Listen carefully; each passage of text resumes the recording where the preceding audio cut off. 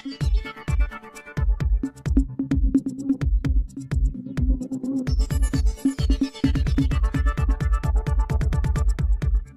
माझ्या तमाम हिंदू बांधवांनो, भगिनी आणि मातांनो,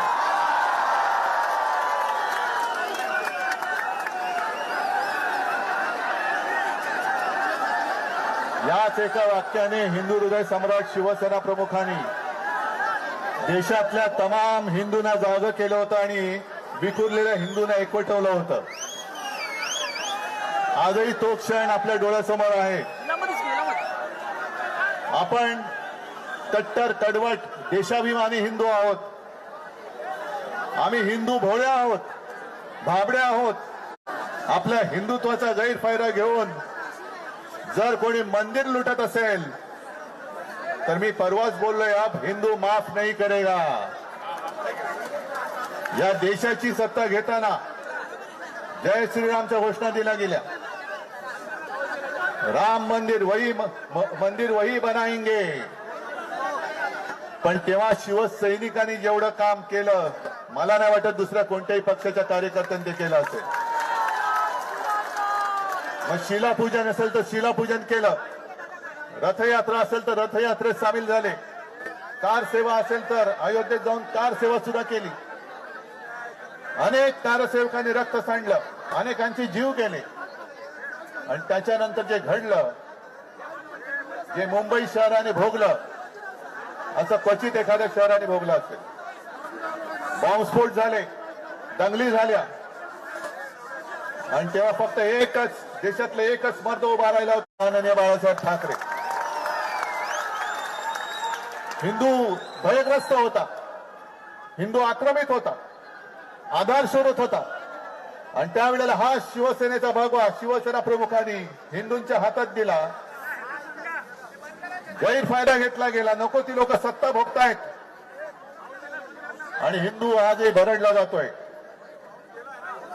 12 वर्ष होऊन गेली.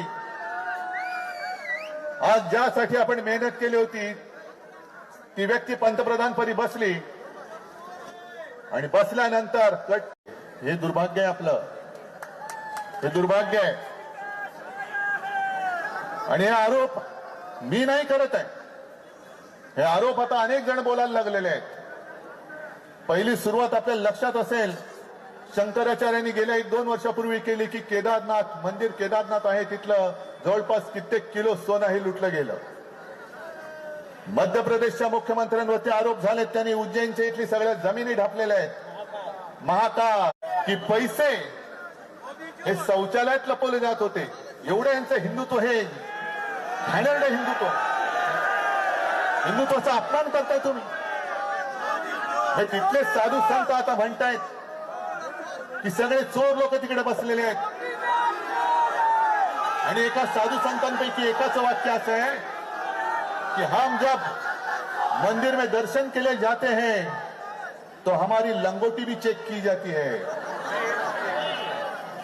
म्हणजे साधू संतांशी तुम्ही असं वागताय आणि करोडो रुपयाचा माल, हपापाचा माल गपापा करतायत. जो कष्टकरी हिंदू आहे, साधा बोळा हिंदू आहे, जो नवस बोलतो, श्रद्धेने तिकडे जातो आणि फुल ना फुलाची पाकळी म्हणून आपल्या कमाईतले कष्टाच्या पैशातले 1 पैसा तर 1 पैसा, 2 रुपये तर 2 रुपये तिकडे देतो, हे तुम्ही गायब करतात.